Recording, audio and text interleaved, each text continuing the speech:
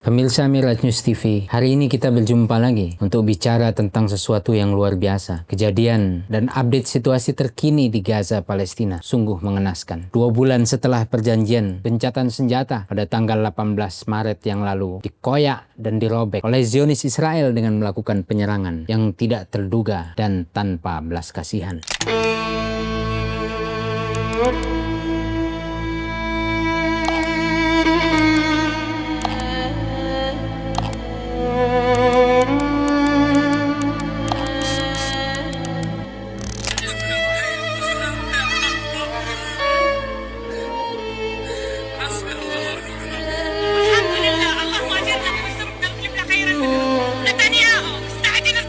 Oleh karenanya, saya ingin katakan bahwa serangan Zionis Israel ke Gaza adalah siklus perang dan pengkhianatan. Hakikatnya kita tidak bicara tentang politik, tidak bicara tentang strategi perang, tidak bicara tentang geopolitik atau apapun itu yang berkaitan dengan hubungan antar sebuah bangsa. Tapi kita bicara tentang nyawa yang dikorbankan dari rakyat sipil yang ada di Palestina, dibombardir oleh bom dan serangan udara yang membabi buta. Mengapa?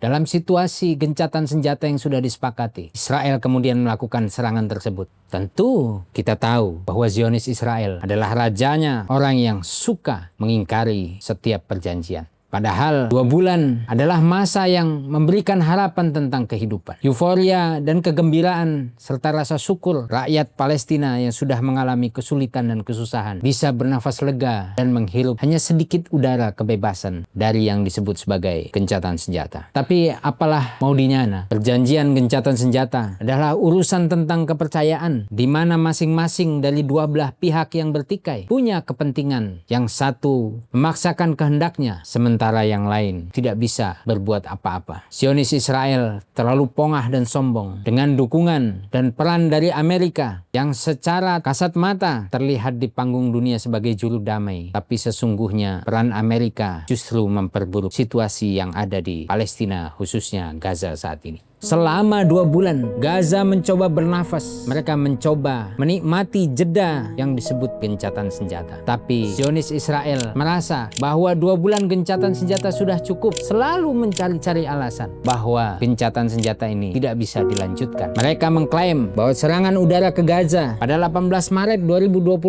yang lalu adalah respon dari kegagalan negosiasi yang menurut mereka Hamaslah yang menjadi dalangnya. Sebenarnya apa substansi dari poin-poin perjanjian gencatan senjata antara Hamas dan Zionis Israel? Sehingga pada tahap kedua perjanjian ini justru dianggap sebagai sebuah kegagalan negosiasi. Setidaknya ada 3 hal. Pertama, Hamas menginginkan pembebasan ratusan tahanan Palestina, termasuk tahanan yang dianggap oleh Zionis Israel sebagai tahanan Palestina yang melakukan pelanggaran berat. Israel menolak. Yang kedua, Hamas menginginkan gencatan senjata secara permanen. Tapi lagi-lagi Zionis Israel menolak. Mereka menyatakan ini hanya gencatan sementara saja. Kemudian yang ketiga, Zionis Israel menginginkan pengurangan kekuatan Hamas di Gaza. Tentu pihak Hamas menolak. Inilah setidaknya 3 poin yang tidak disepakati oleh kedua belah pihak. Tetapi respon Zionis Israel laknatullah bukan untuk memperbaharui negosiasi pada tahap berikutnya, tetapi justru melakukan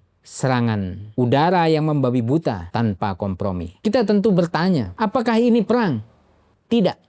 Sama sekali tidak. Ini bukan perang. Tapi ini genosida. Karena apa yang mereka lakukan pada 18 Maret yang lalu adalah sebuah pelanggaran, adalah sebuah kecongkakan, adalah sebuah kepongahan di mana mereka sama sekali tidak menghormati poin-poin dan butir-butir perjanjian perdamaian. Kita bisa lihat bahwa sejarah perjanjian damai antara Palestina dan Zionis Israel pasti selalu dilanggar. Sejarah perjanjian damai selalu dilanggar oleh Zionis Israel sejak awal mula mereka menduduki tanah Palestina.